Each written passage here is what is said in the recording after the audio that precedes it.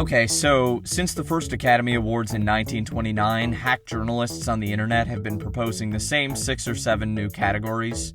In reality, the Oscar categories have changed a ton over the years, most recently shocking and delighting the world by combining the categories of Best Sound Editing and Best Sound Mixing into a single super category, Best Sound. But is it possible there could be even more the Oscars could do? Are these copied and pasted articles correct?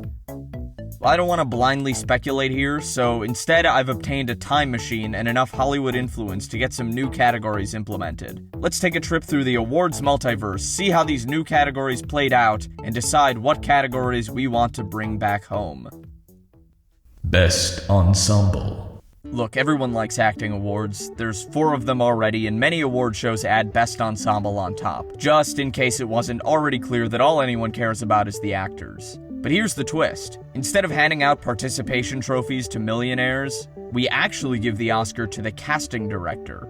It was very hard for me to sell a Best Casting Award because the general public doesn't know how casting works, and when I implemented it, it just became another unpopular below-the-line award. That might be why, in our universe, the Academy voted against adding a Best Casting Award 3 times, but Best Ensemble was very easily understood by everyone. Who won it? Much like the Screen Actors Guild Award for Best Cast, this almost always went to movies with large and/or star-studded ensembles. Films like Spotlight, Parasite, and American Hustle may not have won any individual acting awards, but they cruised into Best Ensemble. Should we keep it?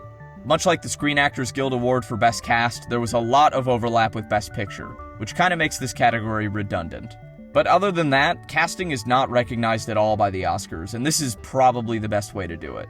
Also, the Academy actually already has a casting branch in our universe, so there's already kind of an infrastructure there. Also, this category immediately became one of the most popular awards, which makes sense given how much people like the other acting categories. Best Stunts.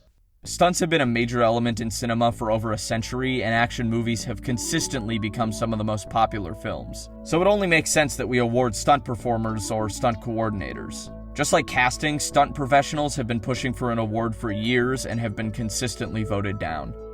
Who won it? See, this is where it gets controversial. Look at how the other categories are awarded. Who wins Best Makeup? The film with the most extreme makeup. Who wins Best Cinematography? The film with the most extreme cinematography. Who wins Best Documentary Short Subject? You know damn well it's learning to skateboard in a war zone if you're a girl. So who won Best Stunts? The ones with the wildest, most dangerous stunts. There was also a lot of overlap with Best Visual Effects, as both categories feature many big, expensive action movies, as opposed to the typical Oscar fare.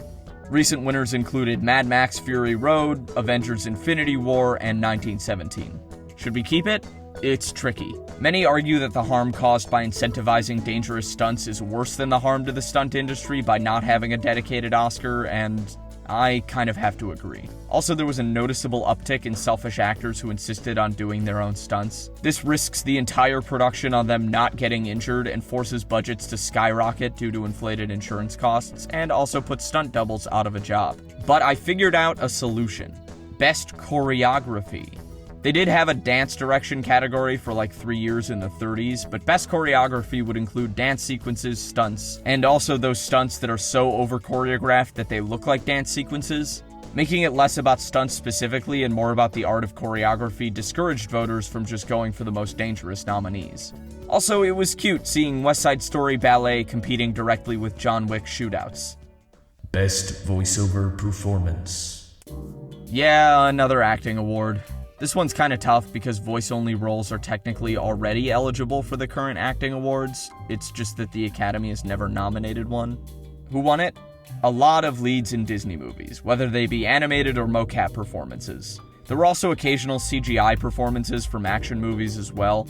Scarlett Johansson won for Her, Andy Serkis won for War for the Planet of the Apes, and the rest was Pixar cleaning up, with Tom Hanks in Toy Story, Ed Asner in Up, and believe it or not, Phyllis Smith in Inside Out. Should we keep it? Hot take? No, we shouldn't. Animated movies and action movies are underappreciated in most categories, but their actors definitely aren't. I mean, yeah, career voice actors are underappreciated, but their feature film work usually consists of roles like Woman in Car Number 2 and additional voices. The major voiceover roles usually go to big celebrities, and it got even worse once A-listers found out there's an Oscar for it. Trust me, you don't want to see Benedict Cumberbatch awarded for this. Best low-budget feature. So the Independent Spirit Awards have this category called the John Cassavetes Award, which is for the best film with under $500,000 in its budget. To put that in perspective, not a single Best Picture nominee from this entire universe has had a budget that small. Like, ever. Adjusted for inflation, there's only been a handful under $3 million, with the lowest being Best Picture winner Moonlight, which is still triple the limit with its $1.5 million. Who won it? Mostly films that no one has ever heard of. The thing is, a big part of winning the Oscars is marketing, and that costs money, which these films obviously don't have.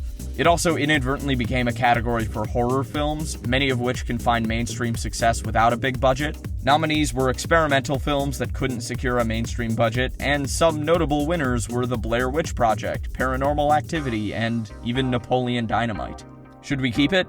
I don't really see many downsides to this. Even as our Oscars continue to somewhat embrace independent films, there's still a ton of smaller movies that go completely unrecognized. The big downside is that this category ended up getting dumped into the pile of awards the general public just doesn't care about at all. Best executive. Hang on, hear me out. We don't often think about the behind-the-scenes studio people for a given movie outside of the most actively involved producers, and even then we probably can't name them. But studios play a huge part in Hollywood and technically aren't directly recognized by the Academy. I played around with a few versions of this, mostly as non-competitive awards where instead of voting on a big list and picking nominees and so on, they just announced an executive of the year ahead of time. Who won it?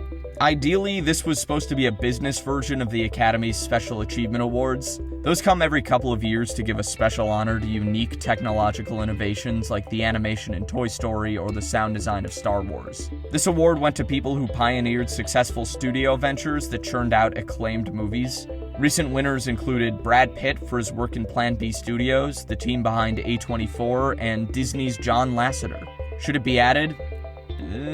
If it gets added, it has to be an optional award and not a yearly thing with nominations. The Academy wants to avoid the endless critiques of being a Hollywood circle jerk, so a category of 5 wealthy industry elites is not going to help. If it's just something that gets handed out every once in a while, it's fine, I guess. If some rando gets a plaque twice a decade, that isn't too bad. Best marketing. I've seen a lot of suggestions for stuff like Best Trailer, or Best Poster, or Best Sponsored Tweet, but none of them really seem substantial enough for their own awards, so I'm just gonna roll them up into one big tortilla and call it Best Marketing. Who won it? Turns out there aren't a lot of films known for their marketing. For trailers, they gave it to A Serious Man and The Social Network, and there were also winners for their posters, like Little Miss Sunshine and that Nicolas Cage movie where his face is bullets. But the goal of film marketing is to get people to see your movies, right? So it kind of just ended up going to Oscar movies that also made a lot of money, like Avatar and Black Panther.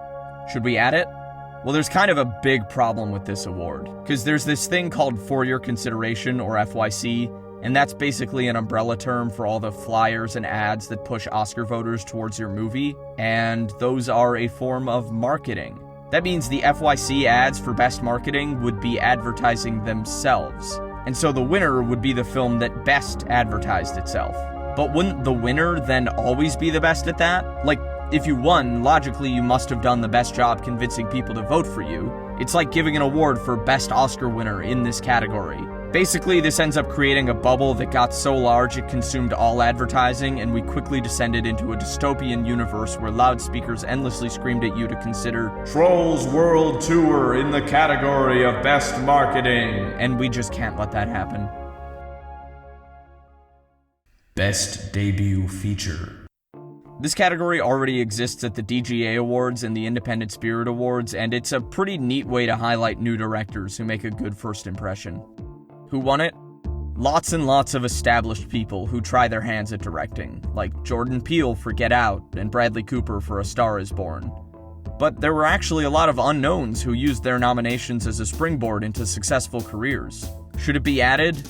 I don't know. In theory, it's for new directors, but it ended up getting overshadowed by all the actors, writers, and producers who would get nominated just for not being terrible directors. The Academy should probably just work harder to look for up-and-comers in general.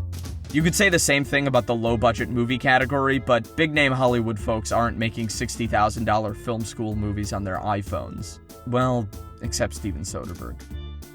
Best title design. Title design refers to fancy opening credits sequences that some movies have.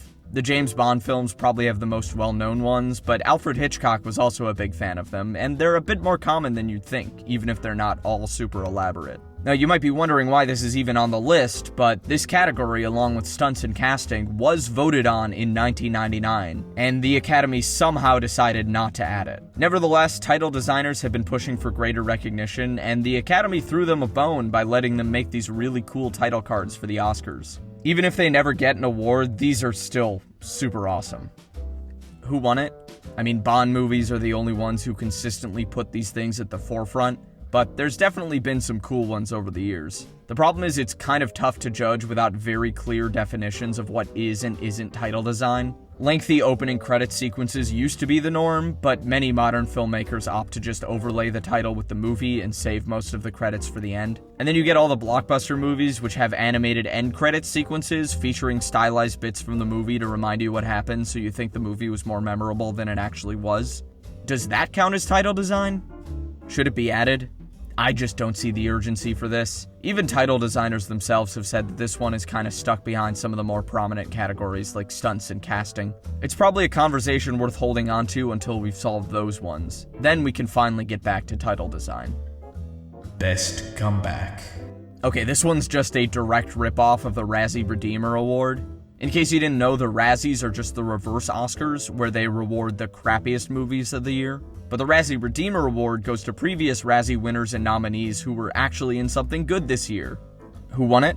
There is an unmatched king of this category, and his name is the Sandman. Adam Sandler only tries every 5-ish years, if we're lucky, and he's actually a pretty good actor when he wants to be. But in between those performances, he shovels out the laziest, unfunniest, money-launderingest comedies and takes his entourage on free vacations around the world. It's like he's been trying his best to win this Oscar, but no one told him the category doesn't exist. He sets the bar so low that just being in a good movie turns heads and awakens dads everywhere to proclaim that they were right all along in saying that I Now Pronounce You Chuck and Larry is the best film of all time. Should it be added? Absolutely. Anything that makes the Oscars feel like a mean high school clique is worthy. In fact, going forward, every category should be converted into a backhanded compliment. So that's my list. I don't want to be unrealistic and claim that these are all likely to happen, but I do expect at least 7 or 8 to be added by next year. But what do you think? Are there any categories I haven't mentioned that need to be added? I think this is a pretty cool topic, and I wouldn't mind making another one of these with your suggestions.